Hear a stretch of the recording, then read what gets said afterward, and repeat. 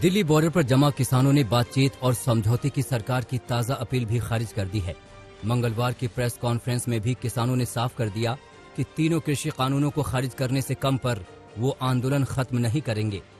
दिल्ली में अचानक तेज हुई सर्दी के बावजूद किसान बॉर्डर पर डटे हुए हैं और सर्द रातें खुले आसमान के नीचे काट रहे हैं। किसानों ने कच्छ से पीएम मोदी की अपील भी अनसुनी कर दी।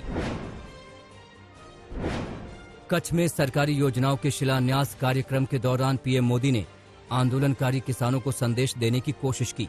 मोदी ने कहा कि कृषि सुधारों की लंबे अरसे से मांग की जा रही थी, लेकिन विपक्षी पार्टियां जब सत्ता में थीं तो कुछ नहीं कर पाई और अब रोड़ा अटका रही हैं। पीएम ने किसानों को भरोसा दिया कि उनके हर शंका का समाधान किया जाएगा। साथ ही नसीहत भी दी कि वो विपक्षी नेताओं को बंदूक चलाने के लिए अपना कंधा न दें। पीएम ने कच्छ में बसे सिख किसानों से भी मुलाकात की। मैं अपने किसान भाई बहनों से फिर एक बार कह रहा हूं, बार बार दोहराता हूं कि उनकी हर शंका के समाधान के लिए सरकार 24 घंटे तैयार है। किसानों का हित पहले दिन से हमारी सरकार की सर्वोच्च प्राथमिकताओं में से एक रहा है।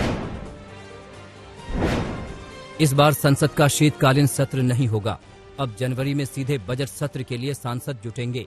ये फैसला कोरोना संकट के चलते लिया गया है। हालांकि विपक्षी दल इस फैसले को किसान आंदोलन से जोड़कर देख रहे हैं। विपक्षी नेता मांग कर रहे थे कि सरकार संसद सत्र बुलाकर कृषि कानूनों को वापस ले, लेकिन सत्र रद्द होने के बाद विपक्ष का आरोप है कि सरकार आंदोलन का हल निकालने की अपनी जिम्मेदारी से भाग रही है। वहीं किसान आंदोलन में एंटी नेशनल तत्वों के घुसपैठ के केंद्रीय मंत्रियों के आरोपों पर अकाली दल बिफर पड़ा और बीजेपी को ही असली टुकड़े टुकड़े गैंग करार दिया। केंद्र सरकार किसान आंदोलन से निपटने के लिए समर्थन की रणनीति पर काम कर रही है। कई राज्यों के अलग अलग किसान संगठन कृषि मंत्री से मिलकर नए कानूनों के प्रति अपना समर्थन जता रहे हैं। मंगलवार को उत्तर प्रदेश के किसान संगठनों ने नरेंद्र सिंह तोमर से मुलाकात कर नए कानूनों को किसान के हित में बताया और कोई भी संशोधन नहीं करने की अपील की। आम आदमी पार्टी ने ऐलान किया है कि वो 2022 में होने वाले उत्तर प्रदेश के विधानसभा चुनाव में उतरेगी। दिल्ली के सीएम अरविंद केजरीवाल ने खुद एक प्रेस कॉन्फ्रेंस कर कहा कि यूपी के लोग पुरानी पार्टियों से त्रस्त हो गए हैं। ऐसे में उनकी पार्टी यूपी को नया विकल्प देगी। हालांकि यूपी की सत्ता पर काबिज बीजेपी ने इसे मुंगेरी लाल के हसीन सपने करार दिया है। डिप्टी सीएम केशव प्रसाद मौर्य ने केजरीवाल पर निशाना साधा कि उनसे दिल्ली नहीं संभलती, 24 करोड़ की आबादी कैसे संभालेंगे। कर्नाटक विधान परिषद में मंगलवार को जमकर हंगामा हुआ। कार्यवाही के दौरान कांग्रेस के एमएलसी ने अध्यक्ष को जबरन खींचकर आसन से हटा दिया। कांग्रेस की दलील है कि बीजेपी ने गैर कानूनी तरीके से चेयरमैन बनाया था। इस घटना के बाद सदन की कार्यवाही को अनिश्चितकाल के लिए स्थगित कर दिया गया। बंगाल के सियासी दंगल में चुनाव आयोग की भी एंट्री हो गई है। गुरुवार को उप निर्वाचन आयुक्त सुदीप जैन 2 दिनों के दौरे पर बंगाल पहुंचेंगे और मुख्य सचिव, गृह सचिव समेत आला अफसरों के साथ बैठक कर हालात का जायजा लेंगे।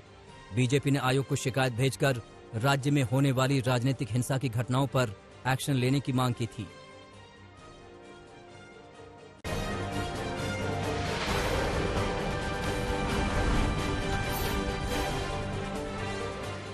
बंगाल में टीएमसी के बागी नेता शुभेंदु अधिकारी को लेकर सस्पेंस अब तक बरकरार है। उनके बीजेपी में जाने को लेकर अब तक तस्वीर साफ नहीं हुई है।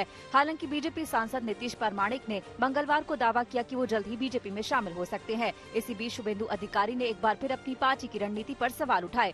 ममता के इनसाइडर आउटसाइडर मुद्दे पर बोलते हुए उन्होंने कहा कि पहले मैं भारतीय हूँ, तब बंगाली। बिहार में नीतीश सरकार एक्शन में है। बीते चुनाव में किए गए वादे पर अमल के लिए कदम उठाते हुए कल अपने साथ निश्चय पार्ट 2 कार्यक्रम को कैबिनेट ने मंजूरी दे दी। बीजेपी ने चुनावों में 19 लाख रोजगार सृजन के जो वादे किए थे उस पर भी कैबिनेट ने मुहर लगा दी है। इसके तहत सरकारी और गैर सरकारी क्षेत्र में रोजगार के 20 लाख से ज्यादा नए अवसर सृजित किए जाएंगे।